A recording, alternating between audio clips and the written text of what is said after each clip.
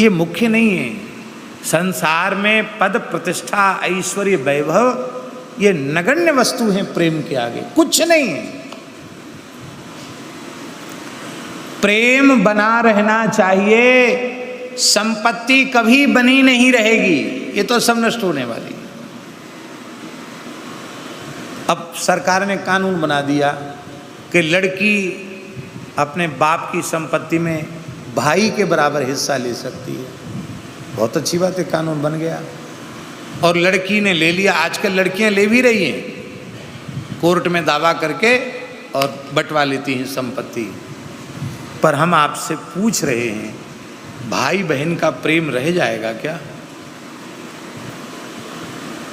भाई की पत्नी जो भाभी है वो ननद को किस दृष्टि से देखेगी, नंदोई को किस दृष्टि से देखेगी?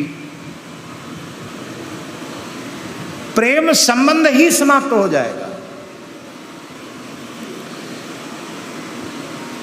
तब आप लोग कहेंगे फिर तो अन्याय है, ऐसा करो तो प्रेम खत्म हो गया और नहीं तो बेचारी को तो कुछ मिलना नहीं। नहीं, इसी कारण से हमारे देश में ये परंपरा रही है कि कन्या को विवाह के समय दहेज दिया जाए। दहेज भी मनमाने तरीके से नहीं कि लड़के वाले मांगते हैं तो तुम अपने खुद घर परिवार मकान बेच करके रोड पे खड़े हो जाओ, फिर भी उनकी इच्छाएं पूरी न हो तो फिर बेटी आग लगा के मर जाए, इसलिए नहीं।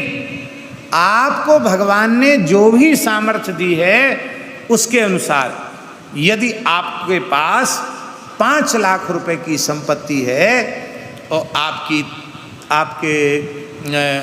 4 बेटे हैं और 1 बेटी है, तो बराबर बराबर हिस्से में बांटेंगे तो बेटी के हिस्से में कितनी आई?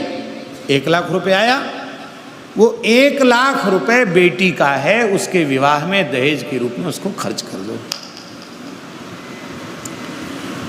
तो दहेज ऐसा नहीं है कि दहेज आपको अपने आप को गिरवी रख के दहेज देना पड़ा, ऐसा नहीं। ऐसी परंपरा हमारे यहाँ नहीं थी और इस कुरीति को समाप्त होना चाहिए।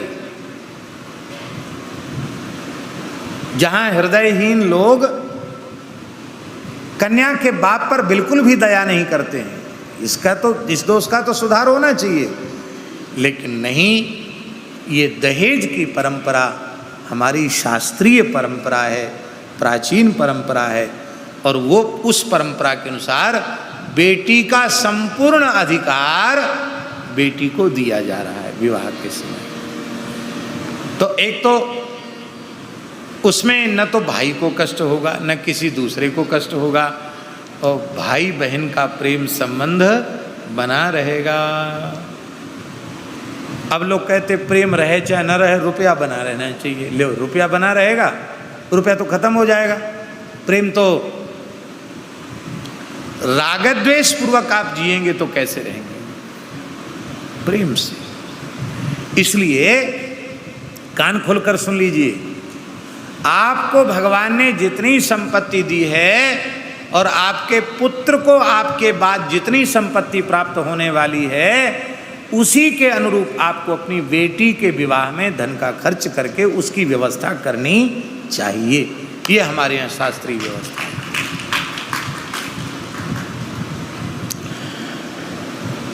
ये बात कहना इसलिए जरूरी है कि राम जी की प्रत्येक लीला में आदर्श है। अब दहेज की बात आ रही है, आजकल के लोग कहेंगे बताओ राम जी का राज्य कहाँ से आदर्श हो गया? राम राज्य आदर्श कैसे बनेगा? वहाँ तो इतना दहेज दिया गया है। तो दहेज के मूल में ये भावना है। इसलिए ये जो कानूनी तौर पर हिस्सा बटाने वाली बात है वो प्रेम संबंध को बिगाड़ने वाली बात है और ये दहेज वाली बात प्रेम संबंध को बिगाड़ने वाली बात नहीं है।